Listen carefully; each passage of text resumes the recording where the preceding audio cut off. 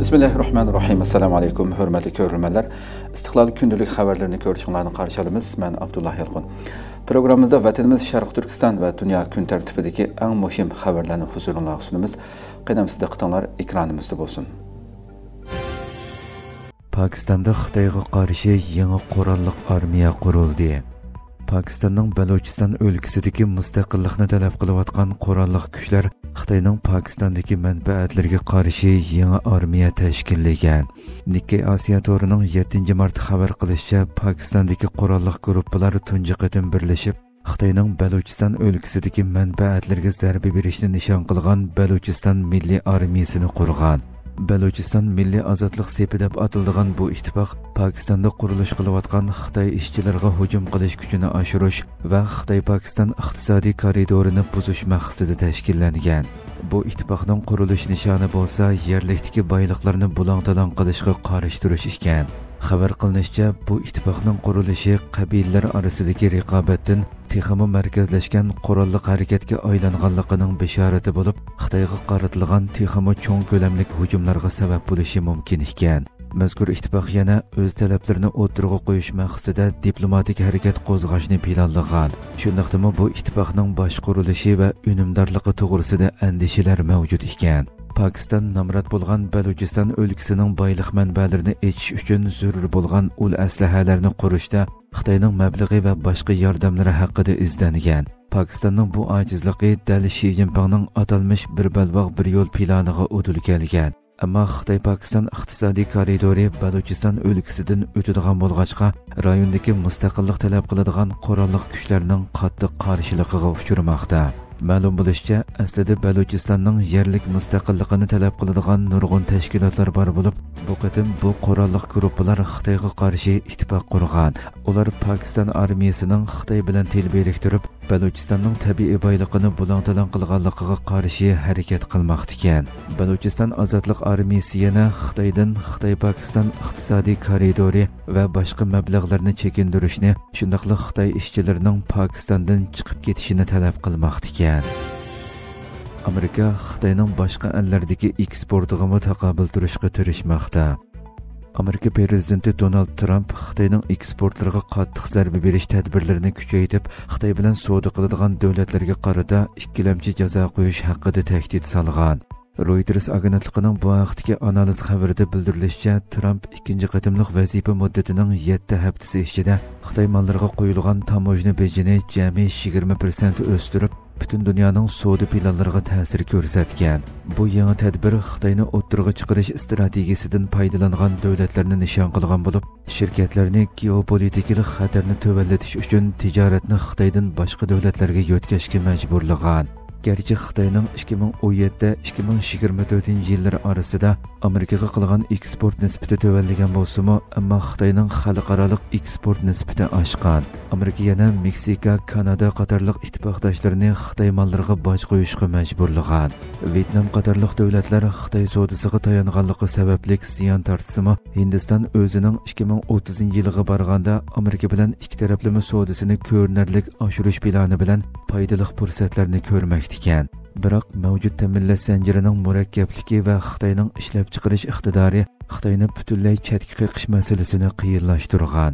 Bu ta'minlash zanjirining qaytadan qurilishining umumyuzlik bo'lmay, tadrijiy va tanlanma holda elib berilganligini ko'rsatadigan bo'lib, Amerika-Xitoy munosabatidagi davomlashayotgan keskinlik Xitoy bilan Amerikaning umumyuzlik savdo kelishimi fursatini azaytmoqda ekan. Amerika, Yevropa ittifoqi va Yaponiya Janubiy dengizda harbiy mavjudligini kuchaytirmoqda. O'tgan bir yil ichida Amerika, Yevropa ittifoqi va Yaponiya Xitoy bilan kunsiri keskinlashgan vaziyatga taqobil turish uchun egilik huquqini qo'g'dash va xalqaro qonunga rioya qilish asosida Janubiy dengizdagi harbiy mavjudligini kuchaytirgan. Nikkei Asiya to'rining 7 mart xabar qilishicha, Xitoy izchil holda Janubiy dengiz tavalligida egilik huquqi borligini da'vo qilayotgan bo'lib, bu Filippin qatorliq bir qancha Sharqiy Janubiy Osiyo davlatlari bilan to'qinishni keltirib chiqargan. Bo'libmi Filippin Xitoy dengiz soqchi paraxodlarining tajovuzchilik harakatlariga duch kelgan. Oldingi mezgillarda Fransiyaning aviamatkisi bu rayonda harbiy manevrlarni o'tkazgan. Germaniya va Amerika bo'lsa bu rayonda uzun yil mavjud bo'lmaslik holatiga xotima berib, muhim dengiz armiya faoliyatlarini qayta boshlagan. Yaponiya Malayziya armiyasi bilan ikki taraflik harbiy manevr o'tkazib, bu rayonning xalqaro dengiz rayoni bexatarligidagi strategik ahamiyatini texmi muayyanlashtirgan. Xitoy tajovuzchilik harakatlarini izchil kuchaytirayotgan bo'lsa-mu, analizchilar darhol to'qinish portlab qolishi mumkin deb qaramaydigan bo'lib, Amerika va Xitoyning krizis davrida to'qinishni pasaytirishga tirishishi mumkinligi ilgari surilgan. Amerika Yevropadagi konsulxonalarni taqashni planlagan. Trump hukumati Yevropadagi bir qism konsulxonalarni taqash va diplomatiya xodimlarini qisqartish planini tuzgan. Muhofizachi gazetining 7 mart xabar qilishicha, Amerika Tashqi ishlar ministrligi Prezident Donald Trump va milliarder Elon Musk rahbarligidagi keng ko'lamli chiqim qisqartish planining bir qismi sifatida Amerika hukumati G'arbiy Yevropadagi bir qancha konsulxonani taqash va dunyo miqyosidagi diplomatiya xodimlarining sonini qisqartishga tayyorlik qilgan. Tashqi ishlar ministrligi yana inson haqlari, ko'chmanlar va boshqa masalalarga markazlashgan xos bo'limlarni birlashtirishni o'ylashmoqda ekan. Xabarlarda ko'rsatilishicha, Amerika dunyo miqyosidagi diplomatik xodimlarni kam deganda 10% qisqartishni nishonlagan. Tanqidchilar bu qisqartishlarning Amerikaning dunyodagi rahbarligini ojizlashtirib, Xitoy va Rossiyadagi raqiblarga bo'shliq yaratib beradiganligi haqida Amerika hukumatini ogohlantirgan. Taqilish planiga kirgizilgan konsulxonalar Leipzig, Hamburg, Düsseldorf, Bordo, Strasburg va Florensiya qatorliq shaharlardagi konsulxonalarni o'z ichiga olgan bo'lib, oxirgi qaror texnik rasmiy bekitilmagan.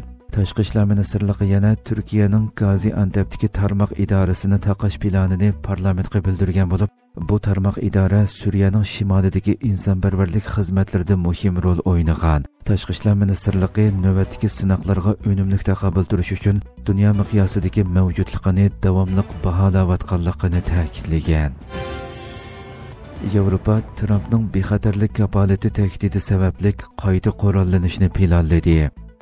Yevropa ittifoqi Trumpning bexatarlik kapolatiga tahdid selishi va Rossiya tahdidining yiqilishi sababli qayta qurollanmoqchi bo'lgan. CNN kanalining 7 mart xabar qilishicha, Yevropa rahbarlari jiddiy yig'indan keyin Yevropa qit'asini qayta qurollantirishga va'da bergan.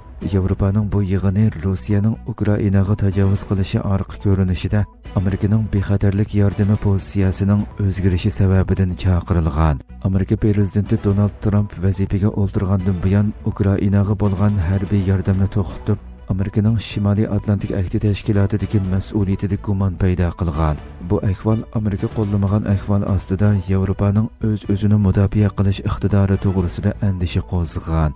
Navbatda Rossiya Yevropaga nisbatan mavjudlik tahdidi deb qaralayotgan bo'lib, bu vaziyat Yevropa ittifoqi rahbarlarining mudofaa chiqimlari va Ukrainani qo'llash uchun 800 milliard yevro ajratish planida birlikka kelishiga turtki bo'lgan. Bunun ichida Ukrainaga beriladigan 33 milliard yevrodan ortiq yordam xarajati jazo yurgizilgan Rossiyaning mol-mulkidan elindi ekan. Keskinlik kuchayayotgan vaziyatda NATO ahdnomasining 5-moddasidagi o'rtaq mudofaa va'dasi diqqat markaziga aylangan. Trump a'zo davlatlarning mudofaa chiqimini oshirishi kerakligini, undaq bo'lmasa Amerikaning NATOdan chekinish xavfi borligini ta'kidlagan. Navbatda Yevropa rahbarlari Ukrainani qo'llashda birdaklik hosil qilgan. Makron Ukrainaning egilik huquqiga ziyon yetkazadigan aldiraqsan kelishimga yo'l qo'ymaslik haqida ogohlantirgan. Ukraina prezidenti Zelenskiy tinchlik kelishimi tayyorlayotgan bo'lib, kelishim planini muzokara qilish uchun Saudiya Arabistonga ziyorat qilishni planlagan. Makron bir oylik urush to'xtatish planini o'tirg'a qo'ygan bo'lsa-mu, Rossiya tashqi ishlar ministrligi bu taklifni rad qiladiganligini bildirgan. Hurmatli ko'ruvchilarimiz, shuna qilib bugungi xabarlarimiz mushu yerda oxirlashdi. Inshaalloh atiki programmamizni ko'rishgacha omon bo'linglar. Assalomu alaykum va rahmatulloh.